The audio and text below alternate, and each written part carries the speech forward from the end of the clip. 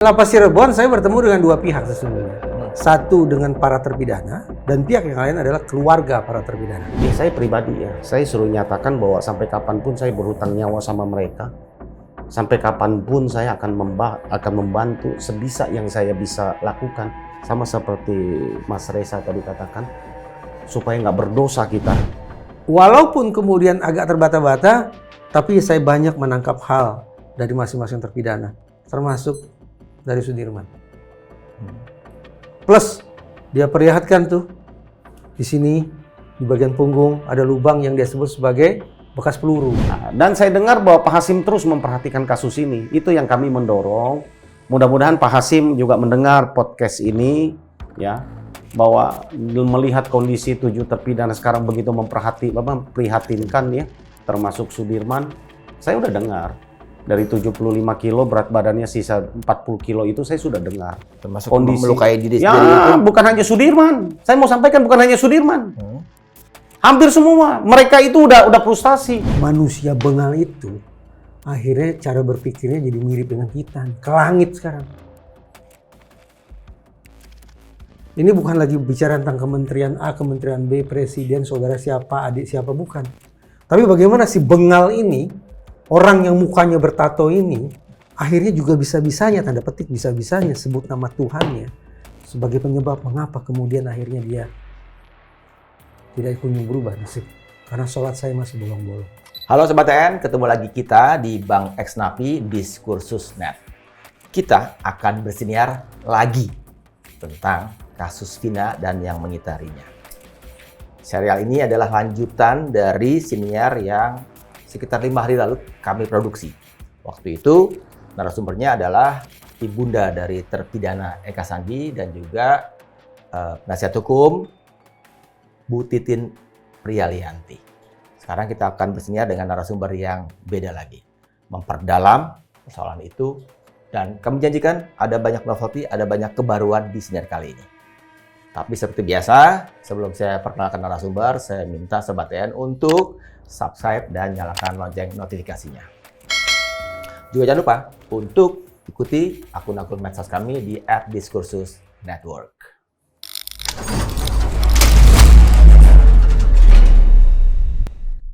Sobat TN, saatnya sekarang saya memperkenalkan para narasumber yang sudah membersamai saya di sini. Di sebelah kanan saya, biasanya, udah pasti kenal dong, Mas Reza Indragiri. Biasanya ada di sebelah saya, karena juga bantu-bantu untuk juga memperdalam sebagai sesama host. Tapi kali ini beliau lebih pada posisi untuk narasumber. Karena memang banyak cerita baru yang akan Mas Reza sampaikan. Betul begitu Mas Reza kan? Betul Mas Ilsan. Kan kemarin belum lama ke Cirebon langsung kan menemui para terpidana kan? Terpidana dan keluarga mereka. Nah, itu dia. Cerita barunya pasti banyak banget. Lalu ada satu lagi, ini dia. Pasti juga Sobat TN udah akrab karena udah wirawiri di berbagai media mainstream. Ada Bang Jutek Bongso, Ketua Tim Penasihat Hukum untuk para terpidana di kasus Vina dan Eki. Selamat datang Bang Jutek. Kalau di sini baru pertama kali Bang Jutek ya? Iya betul. Terima kasih undangannya ini. Pasti semangatnya ini dong, karena baru pertama kali ini. Siap. Kita gas ya, Sobat TN. Langsung aja nih. Kayak saya janjikan tadi ada kebaruan.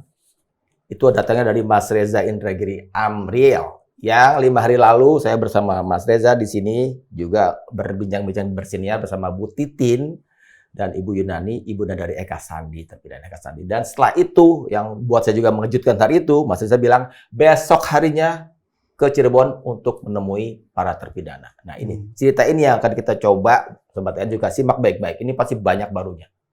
Boleh deh Mas, langsung. Pertanyaan awalnya, waktu ke Cirebon itu, sebetulnya motifnya apa sih? Kita berseniar, toto spontan langsung bilang mau ke Cirebon besok lagi. Apa yang bergeser di agenda-agenda personal waktu itu? Sejujurnya pemikiran untuk ke Cirebon itu impulsif. Muncul spontan sesaat setelah kita ngobrol di sini. Alhasil di kereta lah, di perjalanan itulah terpikir oleh saya sebetulnya niat saya apa ya ke Cirebon. Nah gitu. Akhirnya ketemu tuh jawaban yang paling mendasar Bang Jutek adalah saya nggak mau kena dosa. Jawaban, maksudnya apa nih? Kalau saya tidak melakukan sesuatu untuk menolong mereka, saya bakal dapat dosa. Jadi walaupun saya tidak begitu optimis juga bahwa yang saya lakukan itu akan berdampak secara signifikan, tapi dalam rangka untuk memastikan bahwa saya tidak masuk dalam kalangan pendosa itu, dalam konteks kasus ini ya, maka saya harus berangkat. Jadi sudah, apalagi di usia saya ini Bang Jutek, saya ini udah pada usia ketika mencoba meyakinkan segala sesuatu itu skenario Tuhan. Jadi perjalanan saya, langkah saya, bismillah saya, pasti juga talenta bukan adalah karena Tuhan yang bimbing ke saya. Seperti itu.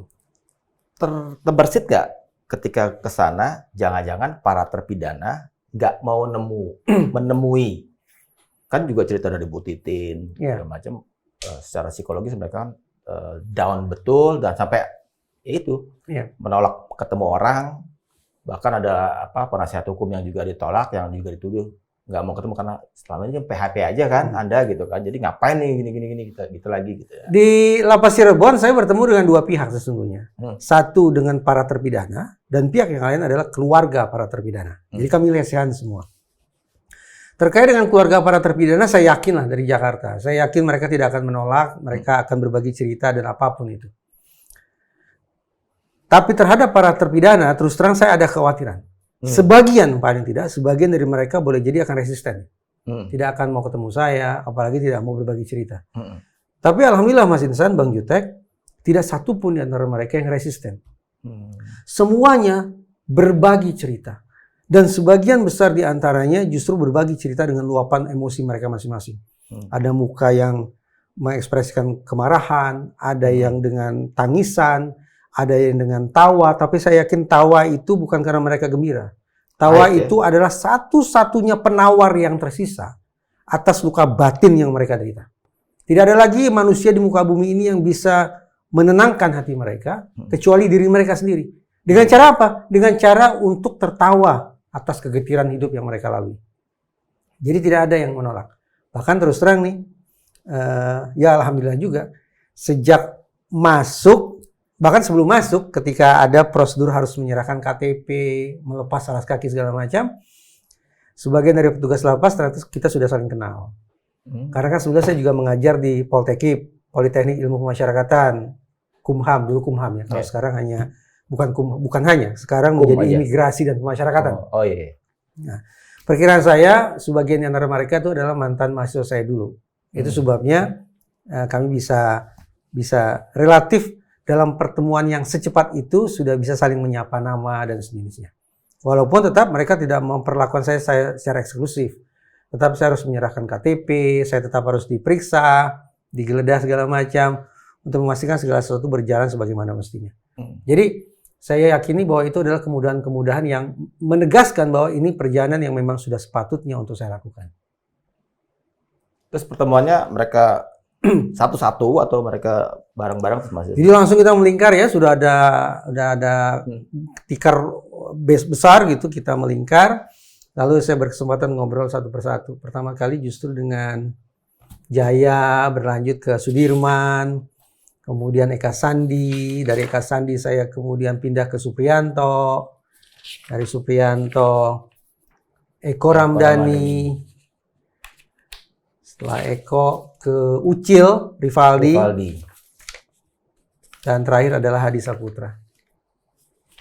Ini kali pertama sesungguhnya saya bertemu dengan mereka.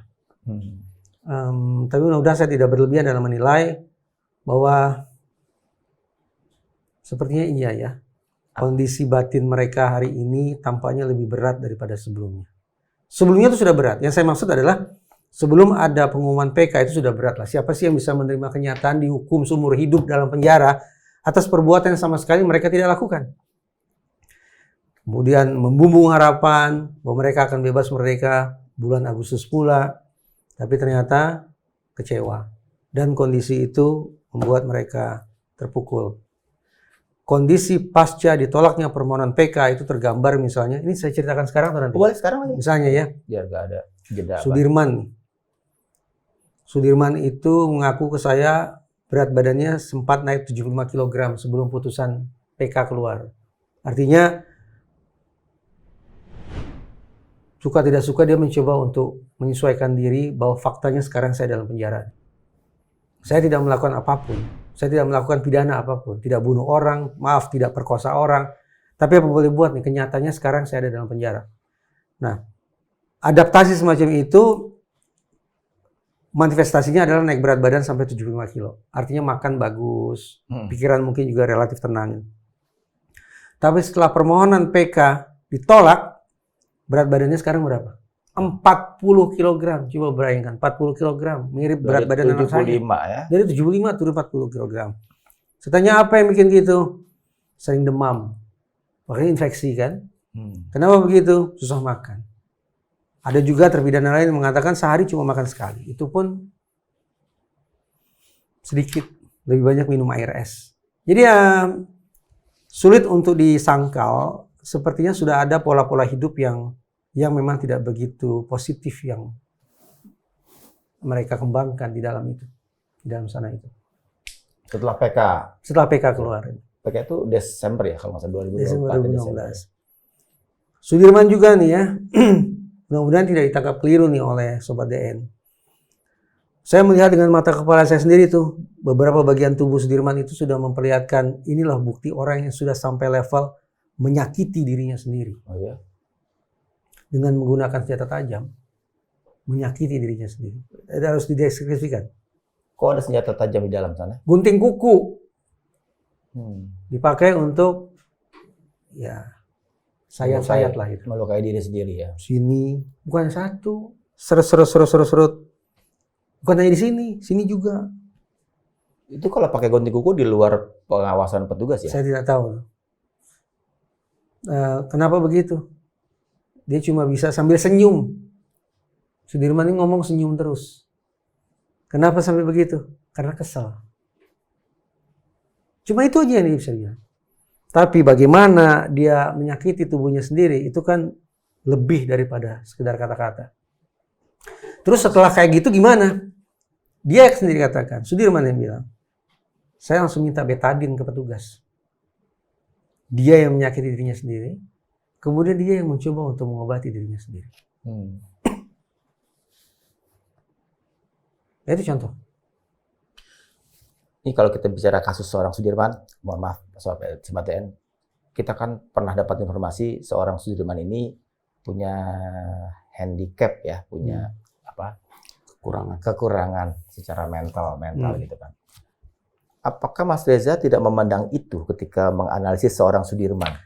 Mas Insan, ini catatan saya tentang perkataan ya. Perkataan ini, jadi bukan parafrase saya nih. Kata demi kata dari para terpidana itu saya catat.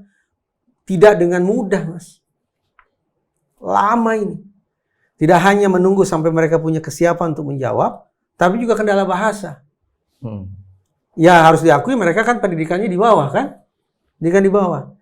Mungkin saya juga terlanjur menggunakan kosakata atau redaksional yang terlalu tinggi bagi mereka. Tapi beruntung ada Bu Tintin yang selalu menerjemahkan perkataan saya. Saya bahasa Indonesia loh, saya ngomong bahasa Indonesia. Mereka juga kebanyakan ngomong pakai bahasa Indonesia, tapi nyambung itu susah. Ya saya bayangkan satu, karena ini udah capek luar biasa, Mas. Sudah capek luar biasa. Dan yang kedua juga karena mungkin level kita dalam berbahasa yang berbeda. Jadi sekali lagi, ini butuh waktu yang cukup lama. Bahkan ketika sudah mulai terdengar azan zuhur di sana, saya mulai lebih ngebut. Karena khawatir, ini kalau misalnya mereka tidak sholat, nanti malah ditegur oleh petugas kan. Padahal kan ada kedisiplinan yang harus mereka lakukan. Jadi termasuk dengan Sudirman. Beruntung Sudirman adalah napi kedua yang saya ajak bicara.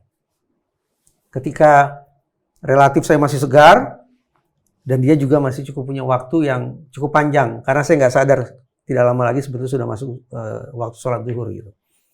Nah, walaupun kemudian agak terbata-bata, tapi saya banyak menangkap hal dari masing-masing terpidana, termasuk dari Sudirman. Plus, dia perlihatkan tuh, di sini, di bagian punggung, ada lubang yang dia sebut sebagai bekas peluru. Ditembak. Saya sangka hanya Sudirman yang diperiksa dengan cara ditembak. Kata Rivaldi, seluruh terpidana mendapat perlakuan yang kurang lebih sama. Pakai peluru. Karet. Saya nggak tahu tuh karet atau itu dilematis juga Bang Yute. Kalau saya ingin cari dalam ke sana, itu kan seperti saya memaksa mereka untuk mengingat Traumatik ya. mengingat kembali peristiwa sesungguhnya tidak mau mereka ingat. Tapi saya ingin dapat dengar informasi itu langsung dari mereka. Dengan harapan apa? Andaikan suatu saat insya Allah Presiden Prabowo membukakan pintunya, saya tidak hanya akan menyodorkan oleh-oleh berupa surat ini, surat daripada keluarga terpidana, tapi saya bisa memperkaya pengetahuan Presiden kita tentang apa kondisi para terpidana dari catatan yang saya buat berdasarkan perkataan mereka sendiri. Itu yang saya harapkan. Saya hitung-hitungan saya sih, Bang Jutek aja ada gubris, apalagi saya. Tentang peluru itu terjadinya di dalam, bukan ketika tanggal 31 Agustus 9 tahun lalu ketika mereka dicokok-cokok oleh dari cerita Rudiana. yang saya tangkap, saya menangkap kesan kuat bahwa ini peristiwa lubang-lubang itu terjadi dulu, tahun 2016. Ketika mereka menjalani pemeriksaan di kepolisian. Seperti itu. Di perut juga ada. Di perut ini ada luka, kalau kata Bu Titin ya. Saya lihat, tapi Bu Titin yang menjelaskan. Di situ ada bekas luka yang mungkin luka menganga, yang tidak diobati secara sungguh-sungguh, akhirnya kering dengan sendirinya. Sehingga bentuk kesembuhannya itu tidak wajar lah. Gitu. Itu Sudirman. Tapi tanda petik gilanya, Sudirman menceritakan ini semua sambil tersenyum.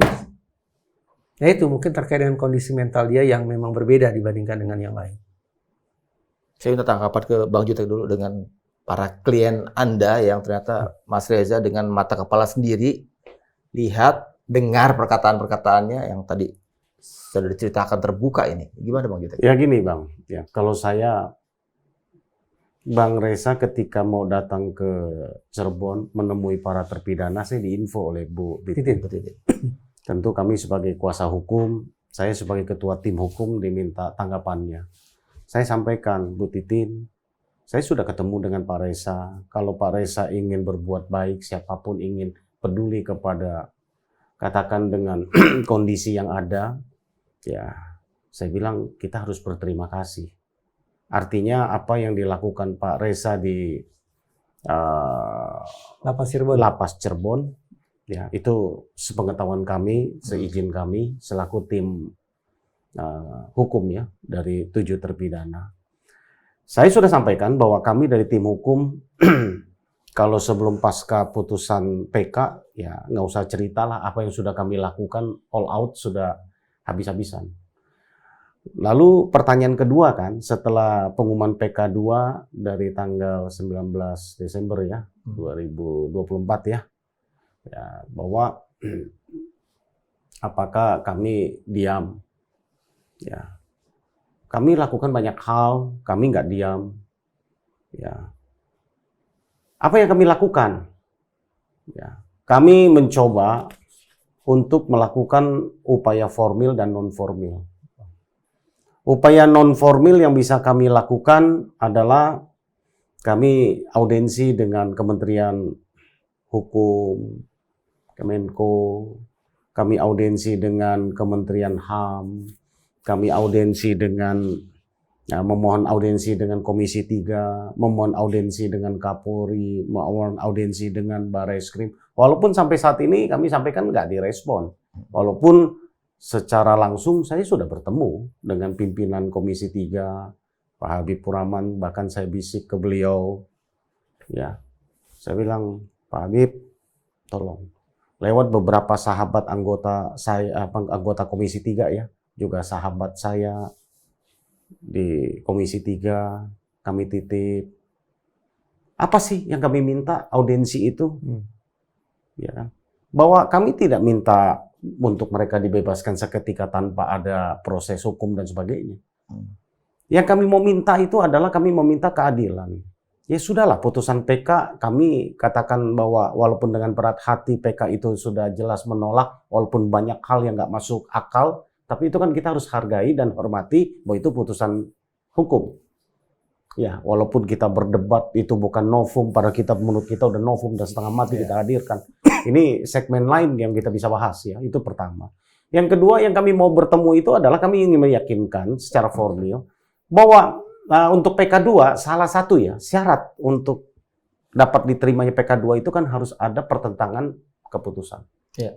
Ada 3 laporan polisi kami di Barreskrim Mabes Polri, 1 dilimpahkan ke Polda Jabar tentang kesaksian palsu Pak Pasren dengan anaknya Kavi. Afi. Nah, kemudian yang di Barreskrim itu sisa 2, yaitu tentang dugaan penganiayaan oleh Pak Rudiana dan juga kesaksian palsu yang diduga dilakukan oleh Aib dan Dede. Ya. 3 hal LP kami ini sudah dilakukan dari sejak bulan April 2024. Ya, sekarang sudah Agustus, jadi hampir 1,5 tahun. Ya. Ya. Ini udah sampai sejauh mana? Saya selalu sampaikan gini, bahwa kami melaporkan untuk satu aja kasus LP kami terhadap Aib dan Dede. Kami melaporkan bahwa mereka ini, Aib dan Dede, adalah memberikan kesaksian palsu, keterangan palsu tahun 2016 waktu peristiwa ini. Apa yang mereka berikan? Mereka mengaku di tahun 2016 mereka menyaksikan, melihat langsung, ya ada di TKP tempat kejadian perkara bahwa mereka 7 terpidana, 8 orang lah termasuk Saka Tatal ya. Nah, 8 orang ini adalah pelaku. Sebenarnya ada 4 lagi yang DPO kan. Ya. Versi Polda. Versi Polda. Kan gitu kan. Ini yang DPO ini nggak tertangkap gitu kan. Nah, bahwa mereka ini pelakunya gitu kan. Bahwa mereka lihat langsung, wah meyakinkan lah atas dasar. Yang lain itu nggak ada. Yang lain itu nggak ada saksi mata yang melihat kecuali Aib dan Dede ini. Ya. Saya mau sampaikan bahwa karena kami melihat ada cocokmologi di situ ya, ada cocokmologi. Kenapa? Karena dicocokkanlah dengan kesaksian yang dibuat ya. Kami kenapa laporkan Pak Pasren dengan Kavi?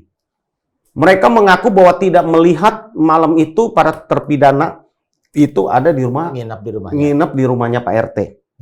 Yang tadinya dari warungnya Bu Nining. Kan itu cocokmologi. Akhirnya dicocok-cocokkan. Makanya kami laporkan. Persoalan ini, bahwa kami melihat ketika kami melaporkan Aib dan Dede memberikan keterangan palsu, tugas polisi sebenarnya untuk mengungkap laporan kami itu betul nggak bahwa Aib dan Dede memberikan keterangan palsu tidak benar pada tahun 2016. Saya nggak bicara soal Pak Rudiana dengan Kavi dengan Pak Pasren dulu deh. Soal yang jelas nih, yaitu Aib dan Dede. Persoalan itu timbul kenapa? Di tengah perjalanan, seharusnya tugas polisi kan, kami ketika melaporkan sesuatu, tugas polisi menyatakan dalam penyelidikan, benar tidak dugaan kami bahwa dia berbohong, Aib dan Dede ini.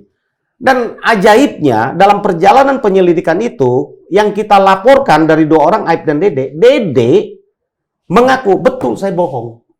Ketika bohong dan dikuatkan lewat surat pernyataan dan dikuatkan lewat pengakuan dan dihadirkan di sidang PK kemarin, gitu kan? Nah, kok nggak naik ke penyidikan? Itu kan sudah sempurna menurut saya. Nah, inilah yang kami ketika mau menghadap Komisi 3 kami mau bertanya, tolong dikawal dong. Karena itu penting buat kami sehingga bahwa Dede mengaku berbohong, ya. Mau Aib yang benar atau Dede yang benar, secara logika pasti ini ada satu yang berbohong. Siapapun yang berbohong, pasti kesaksian mereka sudah tidak valid. Itu yang kami mau kejar. Pasti ada putusan bertentangan dengan tahun 2016 yang lalu. Dan ini akan menjadi alasan kami untuk PK. Tadi kami mau singgung sedikit tentang kondisi terpidana. Ya, saya sudah sampaikan, saya infokan waktu ada di salah satu podcast dengan Bang Reza, ya, dengan Mas Reza, saya infokan. Para terpidana ini kami sudah tahu, mereka ini sebenarnya sudah hopeless dan sudah frustasi.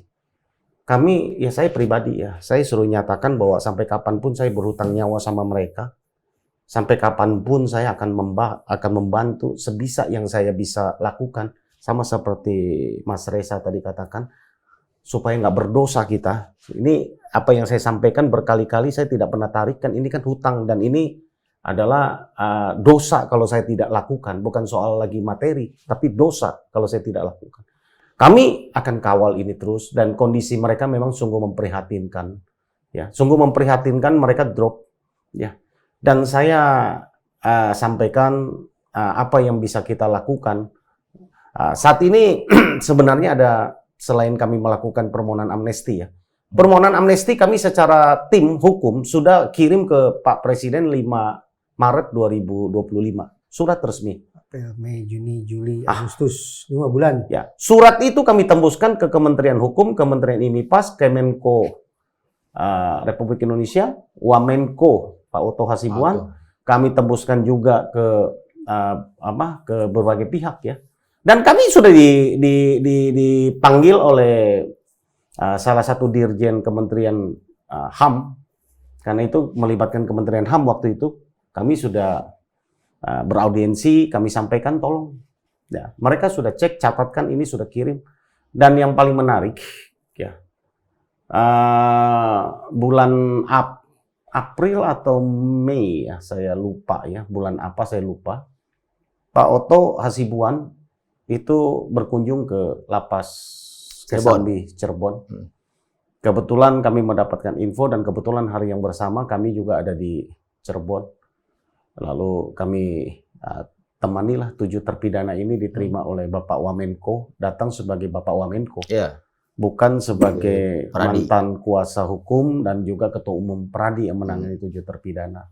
Pak Oto di dalam konferensi persnya itu di dunia di YouTube, di channel banyak sekali sampaikan bahwa beliau datang atas permintaan dari Bapak Hasim Joyo Hadikusumo, Adik Presiden. adik ya. Bapak Presiden Prabowo. Saya juga bertanya kepada Pak Oto, Bang, apa betul? Oh iya betul, saya diminta. Kenapa? Bahwa Pak Hasim memberikan perhatian terhadap isu kesehatan dari dari Sudirman. Makanya habis kunjungan Pak Oto, waktu itu Bang Oto sesudah berkunjung dari Kesambi, Sudirman diperiksa kesehatannya ke rumah sakit di Cirebon dan berbagai klinik ya, dicek, dipastikan. Sampai sekarang kami nggak tahu. Yang mereka butuhkan itu sebenarnya ya terima kasih atas perhatian Pak Hasim ya. Dan saya dengar bahwa Pak Hasim terus memperhatikan kasus ini. Itu yang kami mendorong. Mudah-mudahan Pak Hasim juga mendengar podcast ini, ya, bahwa melihat kondisi 7 terpidana sekarang begitu memprihatinkan ya, termasuk Sudirman. Saya udah dengar dari 75 kilo berat badannya sisa 40 kilo itu saya sudah dengar. Termasuk Kondisi melukai diri ya, sendiri itu. bukan hanya Sudirman. Saya mau sampaikan bukan hanya Sudirman. Hampir semua. Mereka itu udah frustasi. Kami kuatkan terus. Apa mesti tunggu mereka kejadian dulu, mati? Mereka udah frustasi.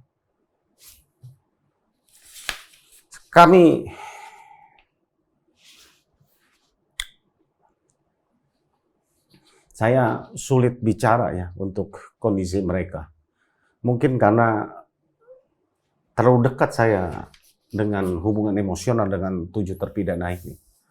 Sehingga bahwa kami berharap kearifan Bapak Presiden, ya, kami mendengar saat ini ya ada amnesti ya yang diberikan dan kami pastikan ke-7 terpidana ini belum termasuk yang masuk dalam kategori amnesti yang diberikan. Kami berharaplah bahwa Bapak Presiden mau peduli dengan kondisi 7 terpidana ini, gitu, Bang. Itu yang kami mau sampaikan. Artinya boleh diasumsikan dengan Pak Oto diminta datang ke lapas Cirebon oleh Pak Hasim, adanya asumsinya Presiden Prabowo sudah tahu dong kasus ini ya. Saya mau dibilang sangat yakin, kenapa? Karena saya nggak tahu ya, surat kan kami kirim resmi kepada Bapak Presiden. Saya sudah berikan juga ke Mas Reza ya. Kita kirim itu langsung ke Pak Presiden, Pak Menteri, dan kami dengar itu dibahas. Kami dengar itu dibahas dan kami kawal di kementerian. Itu yang selama dari Desember sampai sekarang itu juga. Ya ada satu hal lagi yang mungkin saya nggak bisa sampaikan di depan umum, selain amnesti Mas Reza dan juga teman-teman DN. Ya. Ketika dalam kunjungan di lapas Kesambi, Kepala lapas melaporkan kepada Bapak Wamenko ya, bahwa mereka itu sebenarnya sudah pernah dimohonkan dari Kalapas Kesambi untuk dimohonkan mendapatkan remisi pengurangan menjadi waktu tertentu. Perubahan pidana. Ya, perubahan pidana. Itu juga diceritakan saya tuh, Bang Jutek. Ya, gitu ya. Bahwa itu dilaporkan ke Pak Oto Hasibuan Wamenko waktu itu. Ya. Kami sesudah mendengar itu, kita bahas secara legal hukum yang ada di Dirjen Pas. Apa memungkinkan? Pak Kalapas katakan mungkin. Kenapa? Mereka ini perlu, kalau nggak ada perubahan waktu tertentu, mereka ini seumur hidup nggak akan dapat remisi, mereka ini akan sampai mati dalam penjara. Itu juga kami perjuangkan, Pak. Itu juga kami perjuangkan. Ya kan? Kami melihat bahwa karena ini yang mengusulkan itu dari Kalapas, waktu itu adalah bahwa kami memohon langsung, boleh nggak dikirim kembali permohonan oleh Kalapas, karena itu kan internal mereka, nggak bisa dari kuasa hukum yang mengirim. Pak Kalapas menyetujui dan kami monitor, Pak, bahwa itu katanya sudah dikirim dan sudah diproses berapa bulan lalu juga. Saya timpali ya. Ini ada Rivaldi, Ucil yang mengatakan begini. Yang disebut-sebut paling bengal ya, disebut Kabarnya paling begitu. bengal ya. Iya. Terkait dengan perubahan pidana dari SH ke 20 tahun. Semula saya nggak ngerti itu maksudnya dari SH itu apa. Seumur hidup. Seumur hidup. Ternyata sumber hidup maksudnya. Sumber hidup. Perubahan pidana dari SH ke 20 tahun. Ucil mengatakan, ya kalau mau jujur sebenarnya saya mau bebas, langsung bebas. Kan saya nggak melakukan apapun. Tapi ini sebagai bentuk harapan yang, bagaimana saya membahasakannya ya? Ya anggaplah kalau memang bebas nggak mungkin, ya 20 tahun deh saya di sini. Tapi jangan diartikan saya mau di sini sama 20 tahun, itu kata dia. Dia wanti-wanti. Jangan dipahami kalimat saya bahwa saya ini betul-betul ingin di sini 20 tahun. Enggak.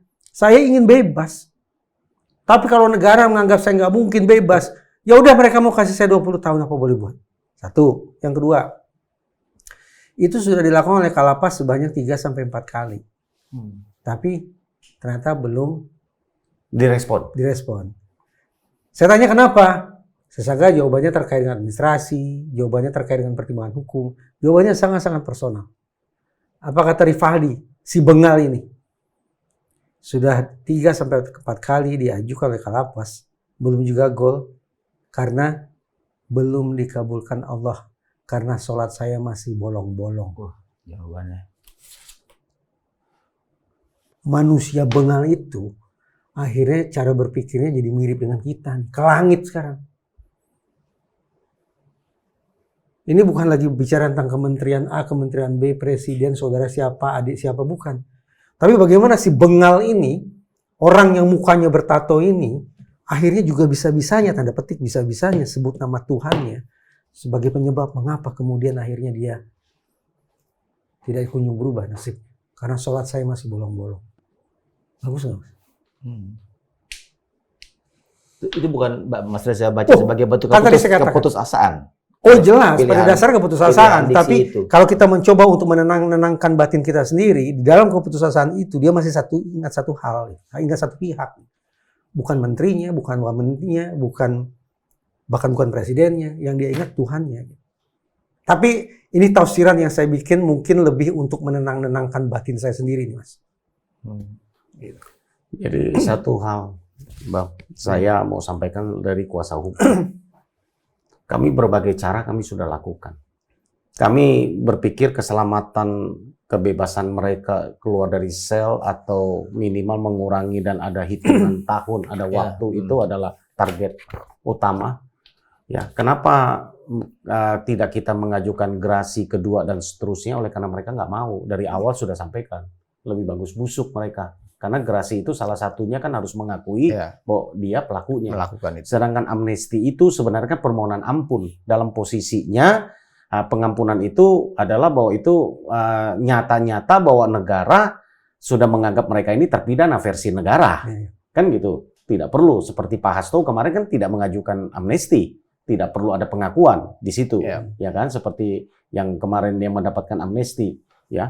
Kemudian dari sumber hidup menjadi waktu tertentu itu juga adalah bersifat pengajuan sepihak dari lapas melihat kelakuan baik mereka. Yang mau saya sampaikan bahwa itu kami kawal, ya kami kawal dalam arti kata, ya kami bertanya terus kepada Bapak Wamenko, Pak Oto Hasibuan, ya.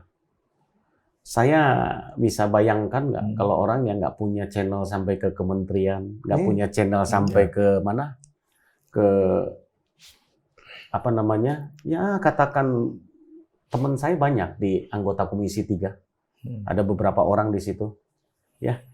Saya punya teman banyak di kepolisian, itu pun nggak bisa tembus kami. Saya dapat bayangkan kalau kami polos dan lungguh gitu ya, bahasa saya gitu kan, polos-polos, kami tidak punya apa koneksi, punya sahabat teman di situ. Punya aja kami rasa sulit.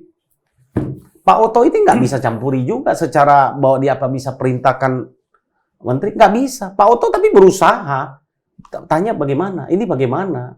Ya, beliau juga pengen keadilan kan gitu kan, tapi kan tidak bisa menyalahgunakan juga kekuasaan kepada yang dia punya, ya kan? Kami sering diskusi, dia nggak bisa sampaikan, Pak Menteri atau ini, dia nggak bisa, dia hanya bersebatas, ini loh, bertanya. Mungkin itu yang saya pahami ya.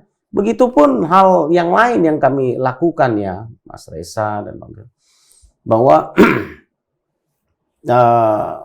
saya mau katakan bahwa kami tidak frustasi dengan kondisi yang kami hadapi sekarang. Kami terus akan kejar, ya. Kami akan kejar. Kami lagi minta putusan. Kami dalam waktu dekat. Kalau Barreskrim kan kita tahu bahwa ini sedang bergulir lagi pemeriksaan. Ya. Jangan sampai bergulir nanti sekian bulan lagi baru periksa lagi, ya kan? Kami nggak minta banyak-banyak kok. Kita laporkan Dede sudah mengaku, Dede aja periksa. Belum pernah Dedenya dipanggil. Panggil aja dulu, periksa. Harus naik tersangka. Itu yang kami mohon, gitu loh. Bapak Kapolri, Pak Kabar Reskrim. Kami minta keadilan di situ. Karena kenapa? Ini penting buat kami, gitu loh, untuk mencari kebenaran ini. Apa mau biarkan mereka ini mati dan dengan keputusasaan ada 7 anak manusia loh. Saya nggak tahu. Kita masing-masing beragama dan punya Tuhan seperti yang Mas Reza tadi katakan gitu. Ya. Mau sampai kapan kita menanggung kondisi mereka? Kita hadirkan begitu banyak kejanggalan di tahun 2016 lalu. Pak Jutek, kalau dari kajian atau analisis teropong teknis hukum yang saya nggak juga pada wilayah itu, apa yang jadi ganjalan dari usulan perubahan seumur hidup pidananya menjadi waktu tertentu? Kira-kira secara teknis hukum apa yang mengganjal itu kemudian sampai sekarang belum bisa terrealisasi, Bang? Saya nggak tahu ya, mungkin ada aturan teknis di kementerian yang apa namanya, yang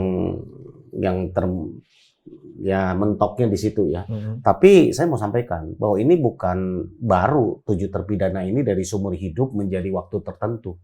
Search aja di Google, sudah ada beberapa orang dari yang hukuman seumur hidup menjadi waktu tertentu, dan ada narkoba.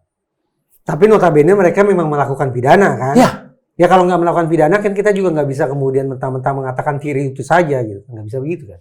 Kalau nggak melakukan pidana ya semestinya ya perubahan pidananya dari seumur hidup menjadi bebas loh. Kalau memang tidak melakukan. Ya. Tapi itu yang saya katakan bahwa itu sebenarnya bukan yang baru ya. Bukan hal yang baru perubahan hukuman itu. Itu juga salah satu alternatif. Tapi yang terbaik menurut kami sekali lagi karena keinginan mereka ingin bebas. Menurut saya sebenarnya jalur amnesti itu adalah yang paling realistis dan kalau bisa abolisi kami juga sampaikan kan gitu kan. Kalau abolisi masih masuk juga. Kalau menurut kami kalau abolisi secara hukum memang sudah samar ya. Kalau abolisi itu kan harus ada masih proses hukum. Prosesnya masih jalan. Dan digugurkan kan proses hukum itu kan. Bahwa mereka ini kan sudah inkrah, PK-nya 2-nya PK 1-nya juga sudah putuskan.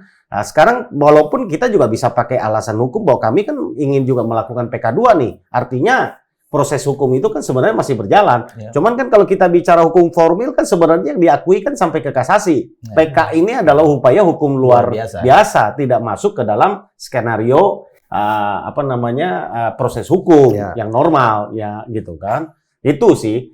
Kalau menurut kami memang yang paling realistis adalah lewat amnesti. Ya, apapun persoalannya, pemerintah mengampuni dulu. Bahwa selanjutnya bahwa kami berupaya untuk mengembalikan status mereka bahwa mereka bukan pembunuh, kami membuktikan ya kami bekerjanya kan tidak ada lagi tekanan waktu, artinya mereka sudah ada di luar gitu kan. Itu makanya kami kejar itu sebenarnya. Bahwa kami nggak diam, saya sudah berikan suratnya, saya sudah tembuskan ke keluarga bahwa kami sudah share surat itu. Jangan dipikir bahwa kami belum mengajukan amnesti. Kami sudah mengajukan amnesti dari 5 Maret 2025 kepada Bapak Presiden. Adakah, ini dugaan saya, tadinya kan momentum 17 Agustus ini diharapkan amnesti itu datang untuk ke-7 terpidana yang di dalam sana. Tapi kan akhirnya sudah, itu momentum itu hilang. 17 Agustus sudah lewat gitu kan. Apakah itu lantaran konstruksi kasusnya selama ini dari presiden ke presiden, hampir semuanya amnesti diberikan untuk katakanlah kasus-kasus yang nuansanya politis kental banget, yang separatisme lah, yang makar segala macam kan. Ya kalau kasus yang termutakhir ya sangat politis kan. Pak Hasto itu juga sangat politis kan, ya kan? Apakah itu penyebabnya? Karena kasus-kasus yang merundung, yang melilit para terpidana itu disebut-sebut secara putusan yang formal berlaku, kasusnya kriminal. Ada pembunuhannya, ada ruda paksanya terhadap korban Vina.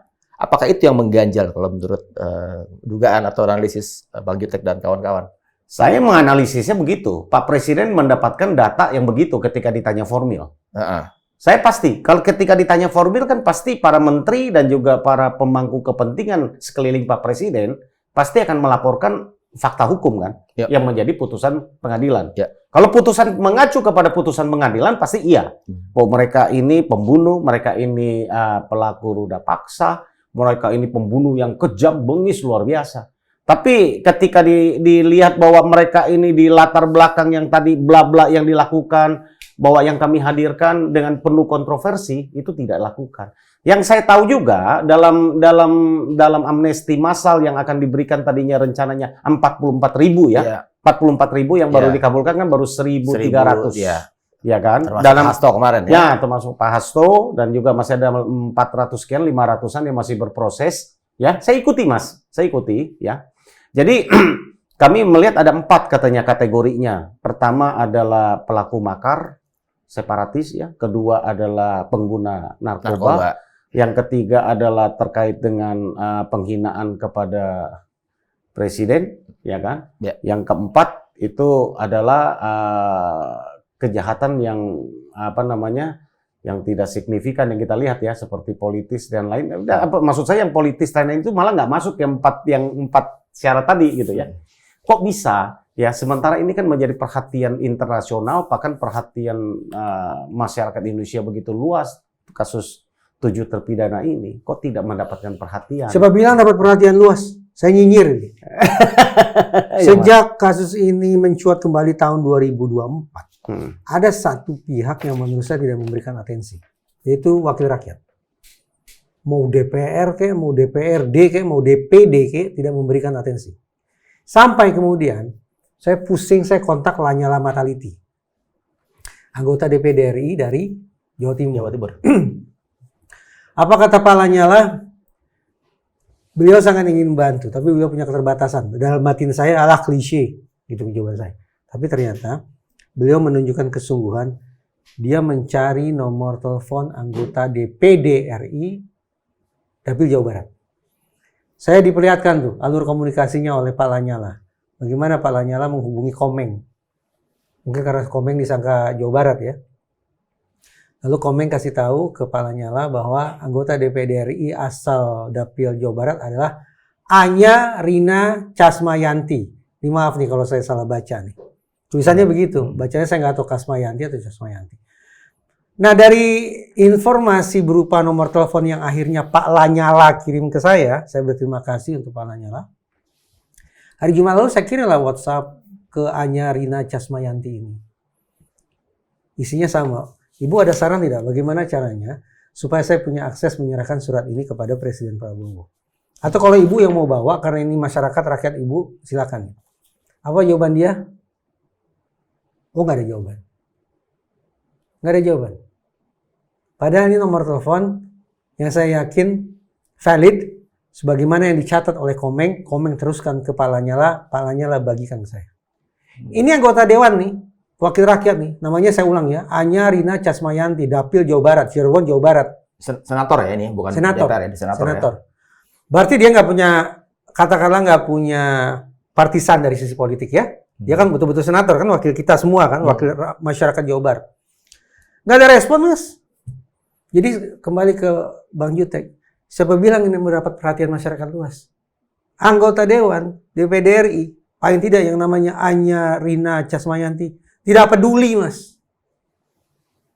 Saya mau bilang apa coba? Mau protes ayo gitu, kita tunjukkan saja WhatsApp-nya yang saya simpan. Menunjukkan bahwa sungguh-sungguh saya komunikasi dan tidak ada respon sama sekali dari beliau. Nggak ada intronya hai-haian gitu sebenarnya? Oh jelas lah, saya memperkenalkan diri lah pasti. Tapi dijawab, yang itu dijawab? Oh tidak, tidak sedikit pun. Ya memang ya Bang ya. Saya menangani kasus 7 terpidana ini kami akui. Memang hambatannya luar biasa dibanding kasus-kasus yang kami hadapi. Kalau kami menghadapi kasus ada backing A, backing B, backing C ketika ada di kepolisian, di kejaksaan, di mana, kami udah sering lah hadapi gitu ya. Tapi menghadapi 7 terpidana ini kami melihat ada ketakutan masif, Mas Reza. Apa ya? Ada ketakutan masif. Ya, semua seperti alergi. Ya, ya. Saya nggak tahu, ini Komisi 3 aja misalnya. Saya berulang-ulang sampaikan nih nyinggung. Kami sudah kirim surat 3 kali. Wah, kala ini. Kami WA, kami ada. Saya ada buktinya. Saya bisa sampaikan. Saya ada sampaikan. Bukti komunikasi, bukti ini saya ada semua. Ya, saya bisa sampaikan. Ya, tadi kalau disampaikan tadi anggota DPD, nah ini Komisi 3. Kami mengharap gitu kan. Mudah-mudahan ditonton oleh anggota Komisi 3 DPR RI dan juga Ketua Komisi 3 DPR RI, Pak Habibur Rahman. Nah, ya, bahwa ketika terakhir saya ada dengar pendapat tentang memberikan masukan tentang KUHP. Selesai acara, saya datang ke meja Pak Habib. Pak Habib, tolong, kami sudah kirim surat 7 terpidana. Ya, nanti kami akan coba pelajari. Terpikir oleh saya begini, jangan-jangan kenapa wakil-wakil rakyat baik DPD maupun Komisi 3 DPR RI tidak merespon? Karena kita sedang meminta tanggapan mereka terkait 7 terpidana manusia nih, 7 manusia. Mungkin dalam komunikasi atau korespondensi berikutnya harus kita geser. Yang kita soundingkan, yang kita suarakan ke DPD maupun DPR RI bukan tentang 7 manusia, tapi tentang Polri. Ada 2 PR Polri. Ya, saya tafsirkan sebagai sebuah PR karena menurut saya agenda yang justru dipantik tombolnya, ditekan tombolnya oleh Kapolri Jenderal Listio Sigit. Jadi mungkin kita perlu bertanya ke DPR dan DPD begini. Tolong dong Bapak Wakil Rakyat, Ibu-Ibu Wakil Rakyat, tanya kepada Jenderal Kapolri Jenderal Listio Sigit. 1. Hasil kerja tim sus yang Bapak bentuk, simpulannya apa? Bapak sudah mengumumkan secara terbuka bahwa Mabes Polri membentuk sebuah tim khusus yang terdiri dari 3 elemen. Konon 4, tapi yang terbuka untuk publik hanya 3. Reskrim, Itwasum, Propam. Apa hasil kerja mereka? Itu PR pertama. Yang kedua, Polda Jabar kan meninggalkan sejumlah PR yang mereka ciptakan sendiri. Seiring dengan penangkapan Peggy Setiawan. Masih ingat tidak? Ada sekian yang DPO dan seterusnya. Itu kan PR tuh. Ada satuan wilayah yang punya PR yang sampai sekarang juga belum ketahuan. Apakah PR itu rekayasa ataukah PR yang memang mereka tidak mau kerjakan? Kan Kapolri semestinya pantau dong, monitor dong. Nah, kepada DPR dan DPD, saya pikir mungkin saya akan mencoba berinisiatif juga di samping Pak Bang Jutek bisa pertimbangkan. Saya akan bergeser tidak hanya komunikasi terkait dengan 7 orang, yaitu 7 terpidana, tapi saya minta DPR RI dan DPD RI menanyakan kepada Polri dalam kurung CQ Mabes Kapolri terkait dengan 2 hal tadi. Hasil kerja tim sus dan PR yang tersisa yang ada di Polda Jabar. Kalau itu perihalnya, harapannya nih, mungkin DPD dan DPR RI akan melihat, oke, kita berurusan dengan lembaga, bukan mengurusi manusianya. Kalau mengurusi manusianya, anggaplah itu sudah ada kuasa hukum. Ada LSM, ada netizen. Ini jadi kalimat saya aneh nih. Tapi kalau DPR, yang kami urusi adalah lembaga dalam konteks pengawasan. Karena itulah kami nanti akan tindak lanjuti. Harapannya begitu. Mas Reza kan sekarang sudah menyimpan nih, karena masih di Mas Reza, setumpuk surat dari keluarga para terpidana. Dan setumpuk perkataan dari para terpidana. Masih ada ini ya? Masih ada yang mungkin Mas Reza mau sampaikan terkait ini? Ada, misalnya begini. Saya bayangkan ini kan sekumpulan manusia yang sudah putus asa kan. Dalam kondisi putus asa biasanya orang jadi apa Mas? SDM kan? Selamatkan diri masing-masing kan? Egois kan? Kalau putus asa, yang penting saya dulu nih yang selamat. Lalu saya pancinglah ke mereka. Ke Rivaldi, ke Eka Sandi, ke Jaya. Kalau misalnya Mas duluan yang dapat amnesti, teman-teman yang lain belakangan bagaimana? Pertanyaan serupa itu saya ulang-ulang kepada terpidana. Jawaban apa yang keluar dari mulut mereka? Harus semua bebas bareng karena kami ditangkap bareng. Gak mau duluan? Gak mau duluan? Enggak. Gak mau duluan? Enggak. Harus semua bebas bareng karena ditangkap bareng. Dalam kondisi putus asa, Mas, gak ada tuh egoisnya, Mas. Tetap altruistis. Solidaritasnya masih Solidaritasnya luntur masih ada. ya dari 9 tahun lalu ya mereka. Saya sih berharap, Bang, dan lewat channel DN ya, dan juga sobat DN yang menonton ini, ya dapat memantau, memonitor. Kami berharap aparat Bapak Kapolri, ya kepolisian ya, Pak Kabar Reskrim yang baru, Komisi 3, Bapak Presiden, Pak Hasim, Pak Menteri Hukum, Menteri Imigrasi, IMIPAS ya, nah, Pak Menko, yang juga terutama juga Pak Wamenko, Pak Oto, ya, Komnas HAM, ya, bahwa marilah berikan hati sedikit saja lagi untuk melihat secara jernih, karena kejanggalan dalam peristiwa ini sangat luar biasa. Minimal ada 3 yang harus dipertimbangkan kalau kita nggak mau masuk ke dalam materi hukumnya. Yang Mas Reza tadi katakan bahwa ada PR DPO yang belum tuntas, itu kan satu kejanggalan yang luar biasa dalam dunia hukum. Bagaimana mereka mendakwa pembunuhan berencana bersama-sama 11 orang, ternyata ada DPO yang mempunyai peran krusial dan tidak terungkap dan tidak tertangkap sekian lama. Itu satu. Ya, yang kedua, bahwa ada pengakuan dari Dede yang melihat saksi mata langsung bahwa itu dia mengaku berbohong dan merekayasa dan dia tidak ada di lokasi pembunuhan. Itu fakta kedua yang harus diinikan. Yang ketiga faktanya adalah bahwa ini sudah menjadi polemik. Saya katakan bahwa kita kan tidak berasumsi ya. Kalau hukum ini kan tidak boleh berasumsi, gitu kan. Bahwa ada persoalan hukum yang ditinggalkan saat ini, faktanya mereka ini dilakukan menerima penganiayaan, penyiksaan yang luar biasa saat itu secara hukum HAM internasional maupun di negara kita itu sudah kita sampaikan itu melanggar, tapi hanya dijatuhkan sanksi kepada aparat yang melakukan, tidak tidak diseret kepada akibat mereka disiksa lalu mengaku. Pengakuan mereka itu kan harusnya tidak mempunyai nilai hukum.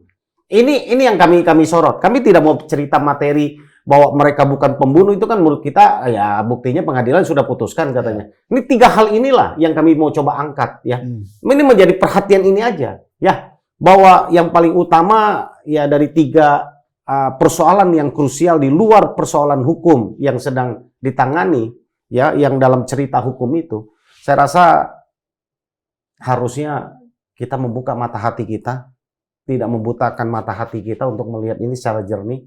Ya, karena ada argugium di hukum. Lebih baik membebaskan 1000 orang yang bersalah daripada menghukum 1 orang yang tidak bersalah. Ya, apalagi ini ada nasib 7 anak manusia seumur hidup pukul rata. Saya belum pernah melihat kejahatan yang luar biasa. Ini pembunuhan berencana, semua pelakunya dihukum seumur hidup. Padahal kalau dibilang pembunuh pembunuhan berencana, kan ada peran masing-masing. Nggak mungkin yang menyiapkan batu, yang melempar batu dengan yang menusuk atau yang apa itu hukumannya apa? Sama semua rata. Ini nggak masuk akal. Ini nggak masuk akal. Ini kan menunjukkan amarah yang luar biasa dari orang yang merekayasa ini, sehingga melihat bahwa ini ada sesuatu. Kami nggak masuk ke sana lagi, panjang nanti kita kalau masuk kepada materi hukum itu, gitu kan. Kami melihat dari beberapa hal yang kami sampaikan yang penuh dengan kejanggalan ini. Marilah, masih ada waktu buat kita. Kita lihat kondisi mereka terkini baru berapa hari, Mas? 2 hari lalu ya. 2 hari lalu, ya berapa hari lalu lah ya? 4 hari lalu. 4 hari lalu ya. Iya. 4 hari lalu kondisi terkini pada 7 terpidana, walaupun kami sering berkomunikasi ya. Saya mengirim tim ya kondisi mereka saat ini, mereka frustasi, ya quote and quote nggak pantas kami sebutkan di media sosial ini, ya sudah sampai melukai diri dengan maksud tertentu, ya jangan sampailah ada keranda jenazah yang keluar dari lapas sebelum terlambat, saya himbau. Ya. Bang Jutek, kalau katakanlah dari sisi mencoba membongkar kebenaran material, terus kemudian itu sebenarnya terbukti, bukannya itu akan katakanlah membuka aib polisi yang 2016. Saya respon. 2016 kan kerja itu. Ya, saya respon. Saya tanya ke beberapa terpidana ya. Apa sih menurut teman-teman yang bikin PK itu ditolak? Pakai bahasa biasa aja. Kita bukan sarjana hukum. Jawaban dari mereka. Saya bertanya satu-satu nih masing-masing ya. Jadi bukan bareng-bareng, jadi satu-satu. Ada beberapa yang memberikan jawaban mengejutkan. Sudirman, Rivaldi, dan beberapa lainnya. Yang bikin PK gagal adalah polisi, jaksa, dan MA. Bisa. Ya, karena kalau PK dikabulkan, itu sama artinya lembaga-lembaga tadi mempermalukan diri mereka sendiri. Karena sudah salah tangkap dan salah hukum. Itu dari mereka jawaban itu. Cerdas ya? Dosa kalau saya bohong, Mas. Ini verbatim nih. Cerdas ya? Yang bikin PK gagal. Jadi kurang lebih begitu. Polisi, jaksa, dan MA di mata sebagian para terpidana yang notabene awam itu, mereka nggak punya pilihan kecuali menolak permohonan PK. Demi menjaga apa? Martabat, kehormatan lembaga mereka sendiri. Itu juga. Jangan-jangan itu juga yang membuat kenapa Presiden Prabowo tidak memberikan amnesti. Karena kalau Presiden Prabowo memberikan amnesti, disadari atau tidak, berarti Presiden Prabowo berhadapan-hadapan dengan Joko Widodo selaku presiden terdahulu yang sudah menolak gerasi. Ingat? Kan Prabowo bilang hidup Jokowi, jadi kompak lah ceritanya. Jangan sampai gara-gara kasus ini terpecah tuh. Mas, Duet loh, antara Mas. Prabowo dan Jokowi. Dari sekian, saya lupa di episode yang mana ya, Mas. Tapi nalar saya serius loh ini. Iya benar. Presiden Prabowo tidak memposisikan dirinya berseberangan dengan Presiden Jokowi. Sana menolak gerasi, saya ke amnesti kan kita adu panco jadinya kan. Sekarang Mas Reza udah punya setumpuk surat Ya. yang dibuat oleh para keluarga. Ya. Kan. Itu suratnya kan apabila disimpulkan mereka memintakan amnesti atau apa? Atau memprotes negara dengan apa katakanlah anggota keluarga mereka masih mendekam di dalam sana yang belum ada kejelasannya atau apa? Ada dua tema yang berulang muncul dari satu surat ke surat lainnya. Sekalian statement masing-masing setelah dari Mas Reza saya minta ke Mas Jutek ya. Ada dua tema yang muncul dari satu surat ke surat berikutnya. Pertama, mereka mencoba meyakinkan yang terhormat Pak Presiden Prabowo Subianto bahwa anggota keluarga mereka ini, adik mereka ini, anak mereka ini tidak melakukan tindak pidana sama sekali. Satu, itu poin pertama. Yang kedua, ini puncaknya. Tidak ada lagi pihak lain yang bisa diharapkan dari Republik ini kecuali Presiden yang memberikan kemurah hatiannya dengan bentuk amnesti. Sudah. Atas setumpuk surat ini secara teknis ya, Mas Reza mau bawa kemana untuk bisa surat katakanlah ini nyampe ke Presiden? Verbatim ini akan saya rapikan sehingga berharap besok atau lusa bisa saya sertakan bersama dengan surat para terpidana lainnya.